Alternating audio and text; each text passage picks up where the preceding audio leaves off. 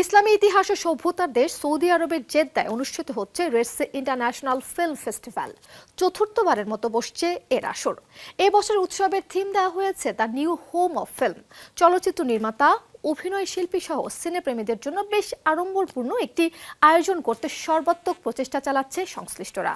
উৎসবে আরব, বাংলাদেশ সহ এশিয়ান সিনেমার আধিক্য থাকবে এবার।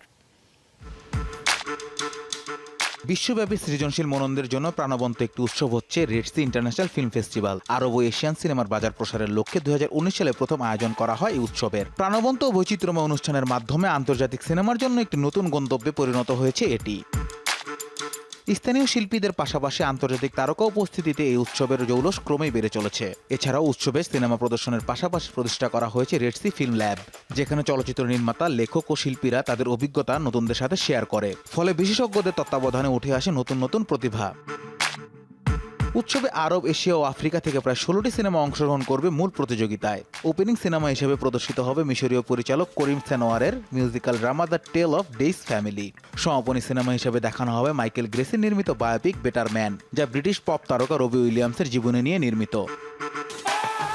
এবারে আসর বাংলাদেশি দর্শকদের জন্য একটু বিশেষ হতে চলেছে। নির্মাতা মাকসুদ হোসেনের সিনেমা সাবা অংশগ্রহণ করছে এবার, যেখানে অভিনয় করেছেন বাংলাদেশের তারকা অভিনেত্রী মেহজাবিন চৌধুরী। আরব অঞ্চলের cinema seeking heaven for mister Rambo, red path, 6 AM সহ বেশ কিছু সিনেমা অংশগ্রহণ করবে প্রতিযোগিতায়। এছাড়া অস্ট্রিয়া থেকে মুন, সুইজারল্যান্ড থেকে হানামি, চায়না থেকে মাই ফ্রেন্ড অ্যান্ড ডেলি লড়বে এই উৎসবে।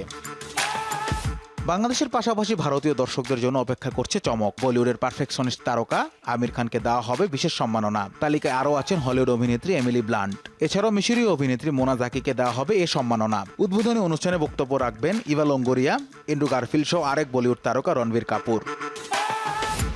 রেড সি ফিল্ম ফেস্টের মাধ্যমে এশিয়ার সাথে সৌদি আরবের সম্পর্ক আরও জোরদার করতে চাইছে সংশ্লিষ্টরা। এর ফলে সংস্কৃতি বিনিময় ভিন্ন মাত্রা যোগ করবে। সেই সাথে এই আয়োজনের মাধ্যমে সৌদি চলচ্চিত্র নির্মাতারা আধুনিক, উদ্ভাবনী গল্প বলার নতুন পদ্ধতি খুঁজে বের করতে পারবে। শক্তিমান নির্মাতা, ভালো চলচ্চিত্র নির্মাণের পদ্ধতি ও ভালো গল্পের সিনেমা নির্মাণে গুরুত্বপূর্ণ ভূমিকা রাখবে এই উৎসব।